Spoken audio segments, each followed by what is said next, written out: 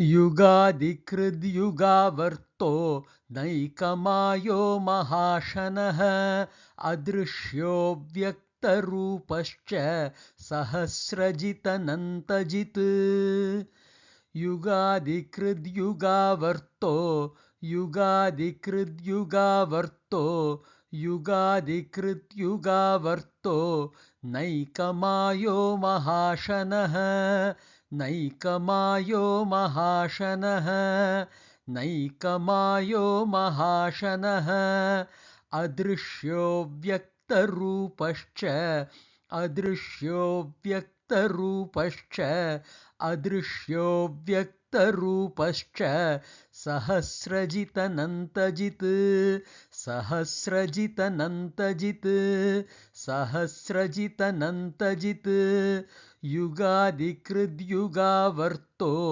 नैकमायो महाशनः अदृश्यो व्यक्तरूपश्च सहस्रजितनन्तजित्.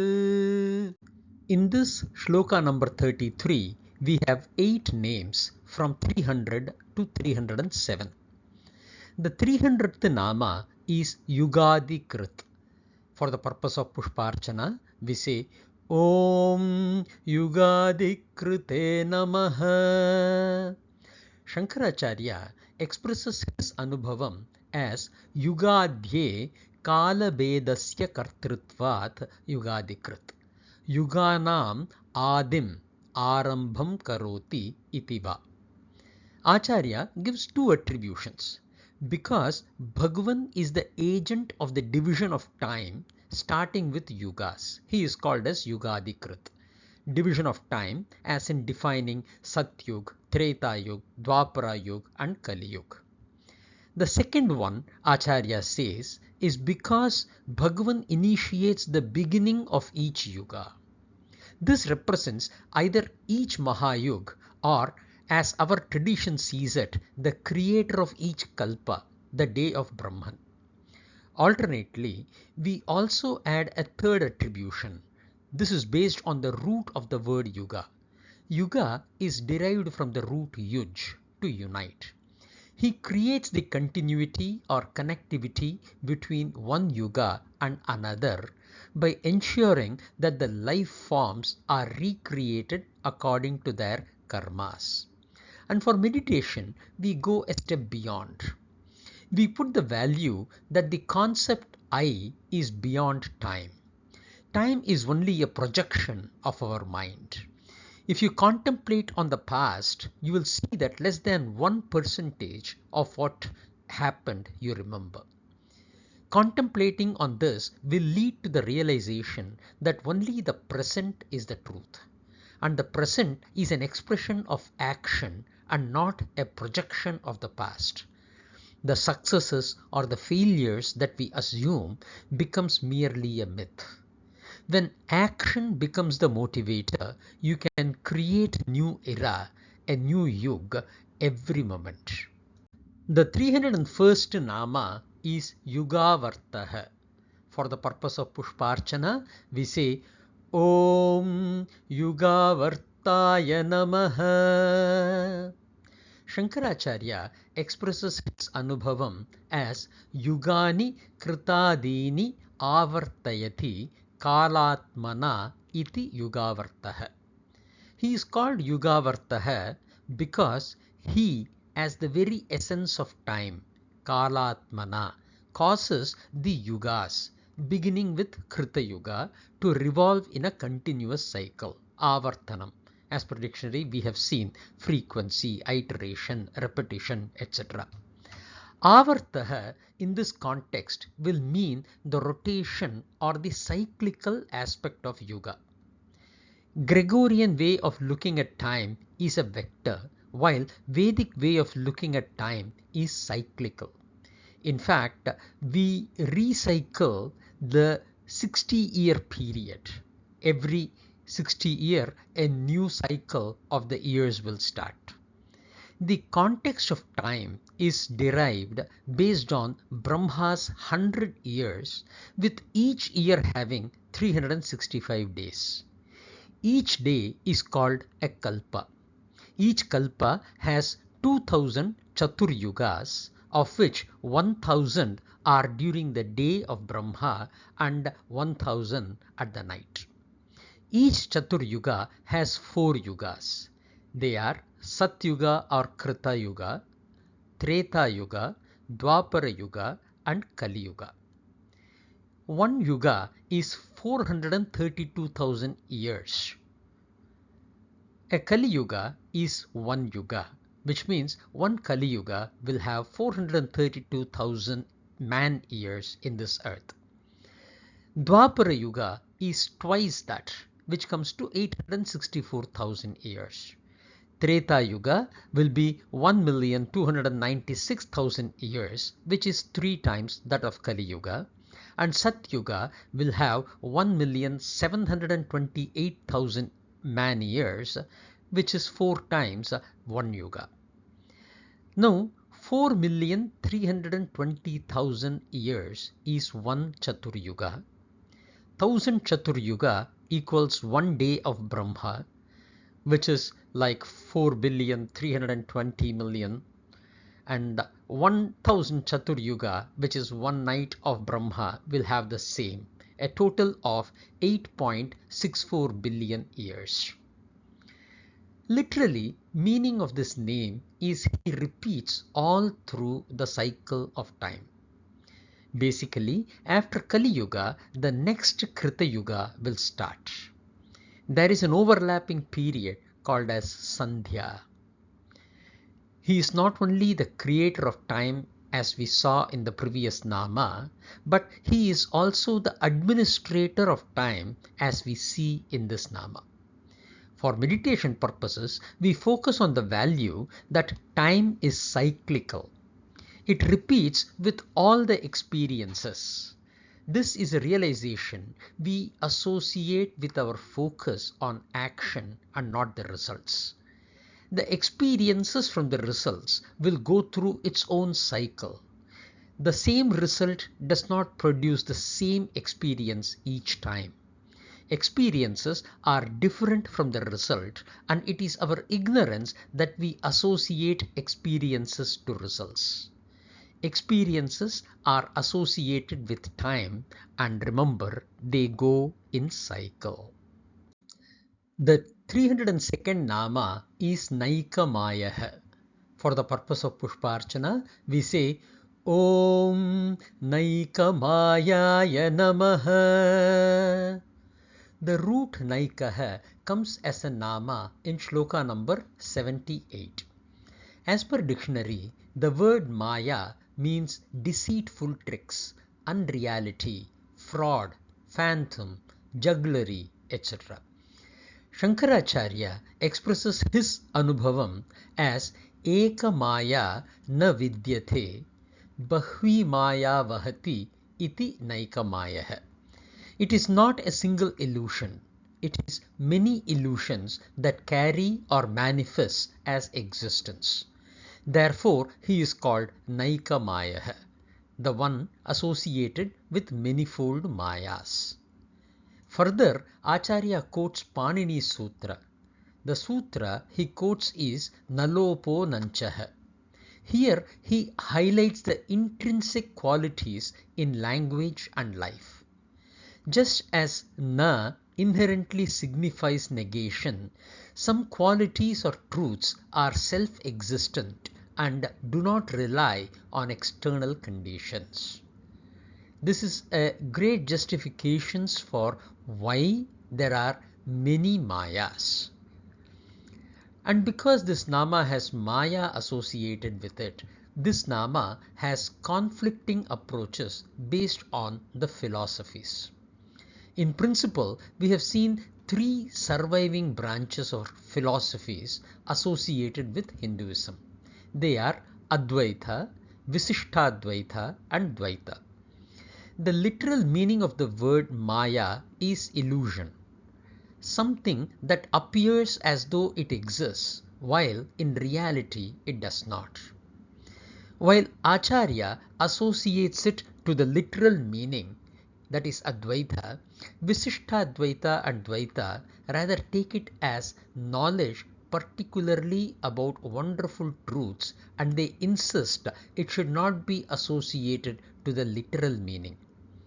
They use statement like Mayam to Prakritim Vidyat. Here they associate the term Maya to Vidyat, while Advaita associates it with Prakriti. In Vishnu Purana, there is a mention of Lord Vishnu destroying the thousands of Mayas of Sumbhara Asura with his discus. If Maya here refers to illusion, then a discus was not needed to destroy it. So obviously here Maya refers to real objects. But again, the interpretation of time being the concept represented by chakra is negated and a literal meaning of the term is taken. The term Naika is like Anek, as in many, several. One with several forms that constitute Maya, or one with several knowledge that constitute Maya, becomes the meaning of this Nama. I will leave it to your wisdom on which way you want to take it. For meditation purposes, we can take both the meanings. The several is the way that Maya is always considered, but it is the undivided one which is the truth. That which binds us to the samsara is the vision of seeing many. And also, so long as you try to look at the many that you are experiencing as one, you are always bound to the samsara. If we could take the many that comes across as Maya and realize that the one is the unmanifested core behind the many, so long as I don't objectify that and instead realize that the subject is the unmanifested core, I remain in the realization that I, the Atman, is God. So what to do? Stop associating truth to your experience and keep them merely as transactions of life, while the I in you remains the truth. There is another interpretation of this Nama. Here, Maya is taken from the root Ma, which represents measure. One with immeasurable dimensions thus becomes the meaning of the Nama. The 303rd Nama is MahaaShana. For the purpose of Pushparchana, we say Om MahaaShanaya Namaha. We attribute the meaning based on Ashnati, which means to eat. Mahat represents all. The example that we give is how the food that we consume pervades everywhere in our body. The same is the concept with respect to all. God consumes everything, all our actions, including inaction, similar to how the food we consume spreads all through our body. The actions that we perform spread all through the cosmos. Shankaracharya expresses his anubhavam as Mahadashanam Asya iti Mahashanah Kalpante Sarva Grasanat. Dashanam means teeth. Grasanat means consuming or swallowing. Lord Vishnu is called Mahashanah because he is the ultimate consumer who devours the entire creation during the cosmic dissolution. An alternate value attributed is based on Bhagavan declaring himself as Vaishwanara Agni in every being, digesting the food. This comes in Bhagavad Gita, chapter 15, Sloka 14. Aham Vaishwanaro bhutva praninam dehamashritah pranapano samayuktah pachamyannam chaturvidham. For meditation, we recommend seeing this Nama in line with Bhagavad Gita, Shloka 6 in chapter 12. Ye tu sarvani karmani mahi sanyasya matparaha ananyenaiva yogena mam dhyayanta upasate. Devote all your actions to God with purity of mind and body at all times. The value to meditate is exactly this. Remember that everything that you do is not limited to the ability that you can see it. Every action impacts the entire cosmos, and your results are based on how the entire cosmos absorbs the action that you have performed. This is the value that we have to contemplate on this nama, and because every action is consumed in such a way, he is called as MahaaShana. The 304th nama is Adrushyo. For the purpose of Pushparchana, we say Om Adrushyaya Namaha. Shankaracharya expresses his anubhavam as Sarvesham Buddhinam Indriyanam Agamyah Adrushyaha. He who is beyond the grasp of intellect and the senses of all beings is Adrushyaha. He who is invisible and imperceptible is Adrushyaha. The seeing refers not just to the eyes, but through all senses. He is Adrushyaha because he cannot be recognized through the five senses, nor by logical analysis. It is only his grace that can make him be realized in you. For meditation purposes, we need to contemplate on the value that God cannot be realized by identifying the God, as in objectifying the God. Identification is associated with something which is external. The subject is the God and not the object. We emphasize the important fact that we have to objectify the God that we realized in us and be with the understanding that such objectified God is not God. The 305th nama is Vyakta. For the purpose of Pushparchana, we say Om Vyakta Namaha. Shankaracharya expresses his anubhavam as Sthula Rupena Vyaktam Swarupam Asya iti Vyakta. Swayam Prakashamanatvat Yoginam Vyakta iti va. His inherent nature is to manifest in a gross or physical form. Hence, he is called Vyakta. Alternatively, because he is self-effulgent, self-luminous for the yogis, he is also called Vyakta. It is such a beautiful expression, a direct contradiction of the previous nama. Anything that is manifested is called Vyaktam, which can be seen, interpreted or deduced through logical analysis. The Sloka goes with a cha, Adrushyo Vyakta Roopashcha. This emphasis is to establish that even though he is Adrushyaha, he makes his presence be realized constantly through manifested expressions. And this is where the Kshetra comes into being. The Vyakta Roopam can only be identified with definite borders, and hence the Paripalana of the Kshetra is the highest form of service to God. For meditation purposes, we contemplate on the two names together. Every manifested form of existence is an expression of God, and that God by itself is unmanifested. I should not negate the manifested forms, as the manifested always emerges from the unmanifested. The 306th nama is Sahasrajit. For the purpose of Pushparchana, we say Om Sahasrajite Namaha.